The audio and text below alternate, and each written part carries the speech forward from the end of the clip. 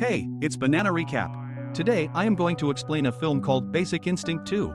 At the beginning of the film, American writer Catherine Trammell drives a Spiker C8 through central London with her young lover.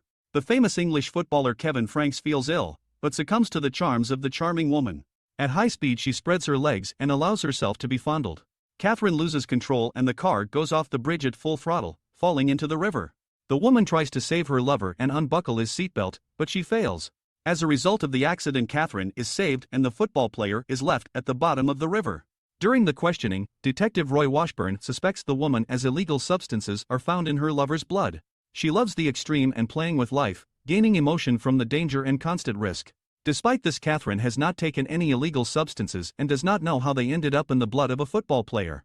The investigation suspects the writer and refers her to a mandatory course of psychotherapy to be conducted by Dr. Michael Glass. During the private conversation, the woman behaves eccentrically and does not feel guilty about what happened. Soon the psychiatrist announces his verdict in court. Having carried out an examination, he considers Catherine a narcissist who does not distinguish between right and wrong and enjoys the extremes that can lead to someone's demise. After the trial, Michael meets a journalist and his ex-wife's lover. Adam Towers reminds the psychiatrist of his bad experience and the further consequences.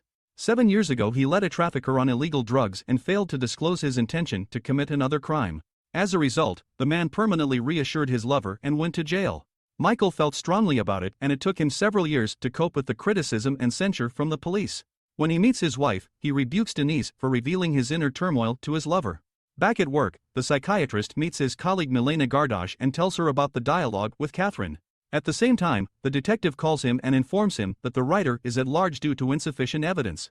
However, the policeman has no doubt that she will not stop and soon commit a new crime. The same evening Michael meets the eminent psychiatrist Gerst, who analyzes the behavior of maniacs and insane criminals. At a cafe he meets Adam's assistant and he asks to speak about a private conversation with Catherine, but Michael ignores him and tears up Peter's business card. At the office he meets a writer wanting to see a psychiatrist. He was doing a forensic report, so he can't take her on, but is willing to recommend another specialist. Catherine tells her fantasies, which intrigues the psychiatrist greatly, and he agrees to a second appointment. A few days later, Catherine comes back to the psychiatrist and talks about how close her work is to crime. She doesn't rule out that she may have drowned the football player on purpose, as she trusts the psychologist and knows that their conversation won't leave the room, but she doesn't confirm it either. Going to the nearest bookstore, Michael buys up all the writer's books and starts reading them one by one. While conducting regular sessions, the psychiatrist gets to know the patient more and more.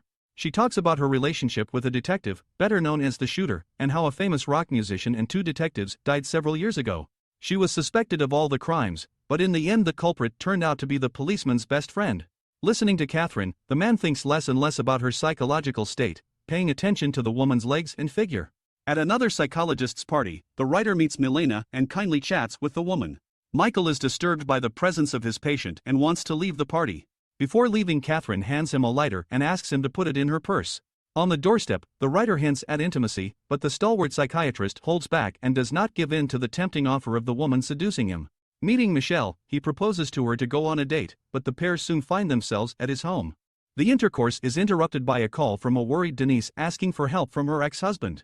Arriving at his wife's house, Michael sees Adam's lifeless body in bed. As he gets closer, he accidentally steps on the exact same lighter that the psychiatrist saw in Catherine's hands. Soon the police arrive on the scene and examine the journalist's body.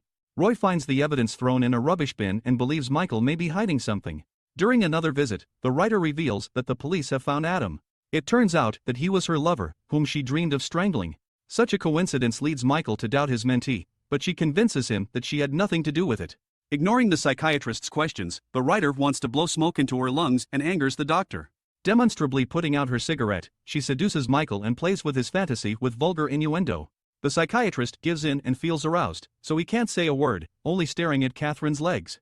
Having finished the session, the writer informs him that their meetings are over. On the way home, Michael calls the woman several times and tries to make another appointment, but she ignores him.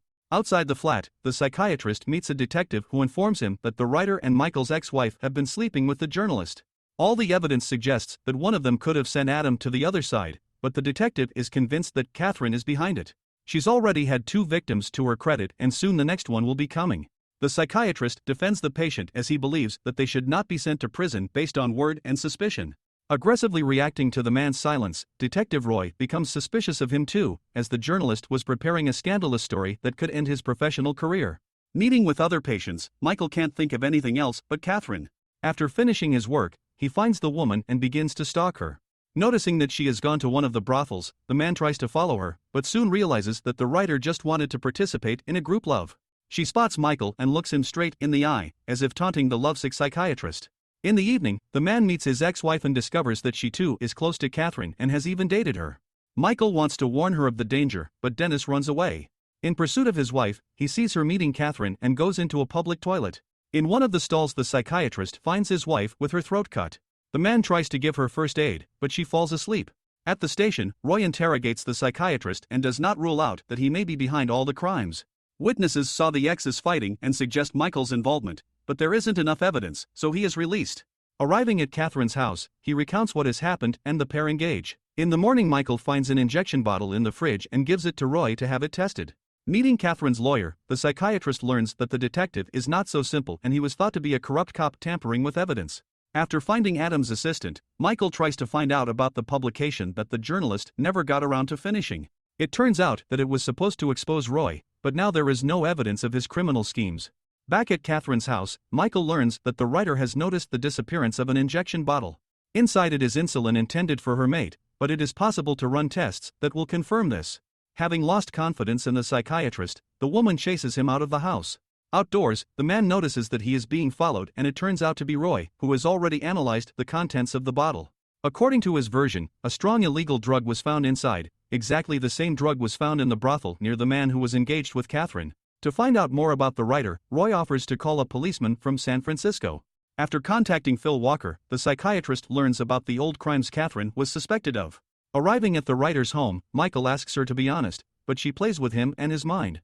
Enraged, the man attacks her and grabs the woman by the neck, but she only smiles back.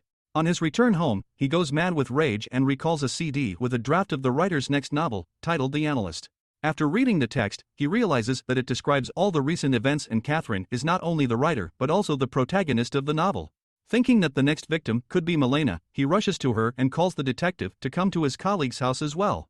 Once in the flat, Michael makes sure that the woman is still alive. She informs him that she knows about the psychiatrist's affair with a patient and will report it so he can be disbarred. Seeing the writer in Milena's house, the man wants to attack her and accidentally pushes his colleague away. Hitting her head on the table, she loses consciousness. This does not stop Michael, but Catherine is armed and threatens him with a gun. After retrieving the gun, he listens to the writer accusing the corrupt detective of all his crimes.